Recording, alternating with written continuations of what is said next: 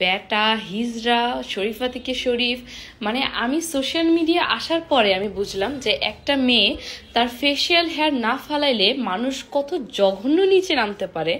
মানে আমার facial hair আমি ফালাই না দেখা মানুষ আমার পুরো জেন্ডারই চেঞ্জ করে ফেলে, আমাকে ইনবক্সে হাজার গালি দেয় কারণ আমি আমার ফেসিয়াল হেয়ার ফালাই না।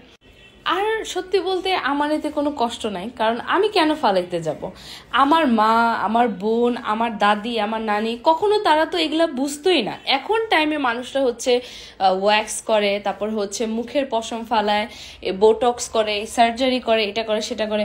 সত্যি বলতে এটা হচ্ছে যার যার ব্যক্তিগত ব্যাপার। স্টিল আমি বোঝানোর জন্য বলতেছি যে এখনকার টাইমে মানুষ ট্রেন্ড ফলো করতে যায়, নিজের অ্যাপিয়ারেন্সটাই চেঞ্জ করে ফেলে। বাট আমি হচ্ছে মানে যে স্রোতের মধ্যে গা ভাসানোর মতো মানুষ আমি না। আমি হচ্ছে জাত, আমি যেমন আমি তেমন।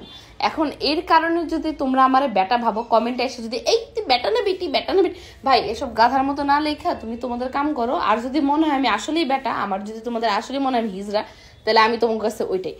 কারণ হচ্ছে আমার তো এখানে কোনো দোষ নেই, আমার তো এখানে কোনো হাত নেই, আমি আমারে বানাই নেই, আমারে আমার আল্লাহ বানাইছে। তো তোমরা হচ্ছে তোমাদের সৃষ্টিকর্তার সৃষ্টিকে তোমরা খারাপ বলতেছো, এখানে আমার কোনো ফল্ট নাই। তোমরা নিজেরা নিজেরা তোমরা যে এত হাদিস ছাড়ো আমার কমেন্ট সেকশন আসা, তো তোমরাই তো তোমার আল্লাহ মানে তোমাদের আল্লাহ যে জিনিসটা বানাইছে তারে তোমরা ছোট করে দেখতেছো।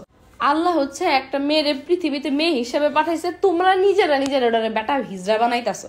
এখানে তো মেয়ের কোনো দোষ নেই, এখানে তো ভাই আমি লুঙ্গি পরে ঘুরি না, একটা তো আমি লুঙ্গি পরে হাতে তবলা নিয়ে ঘুরতেছি, তাহলে একটা হইতো। আমি যেখানে শাড়ি পরা নর্মাল একটা ভিডিও, কোনো কনসেপ্ট ছাড়া, এই আগে তুই বল বেটা না বেটা। এখন আবার অনেকে বলতে পারে তাহলে তুমি ফিল্টার ইউজ কেন করো, মেকআপ কেন করো? ভাই মেয়ে মানুষ বলতে মেকআপ করবে, মেয়ে মানুষটা মেকআপ করে। এখন তুমি পোলা হয়ে তো মুখের মধ্যে লিপস্টিক লাগায় গালে চিকিমিকি ফিল্টার মেরে তো আর ঘুরবা না। মেয়েরা তো একটু লিপস্টিক আলা ফিল্টার, একটু হচ্ছে শাইনার মাইনার আলা ফিল্টারই ইউজ করবা না। তুমি তো আর মুখের মধ্যে শাইনার লাগায় ঘুরবা না, শাইনার ফিল্টার দিয়ে টিকটক করবা না। তো গাধার মতো কথা বলো না। যাই হোক, তো অনেকে আমার স্কিন কেয়ার রুটিন চাইছিল, তো আমি সত্যি বলতে হচ্ছে র্যান্ডম যে কোনো একটা ফেস ওয়াশ কিনা লাগাই যখন শেষ হয়ে যায়। আর হচ্ছে স্মুদিং জেল একটা আছে জাফরন আর সাফরনের, ওইটা লাগাই। আর কিছু কিছু টাইম ডিমের কুসুম লাগাই। এইটাই হচ্ছে ভাই আমার রুটিন।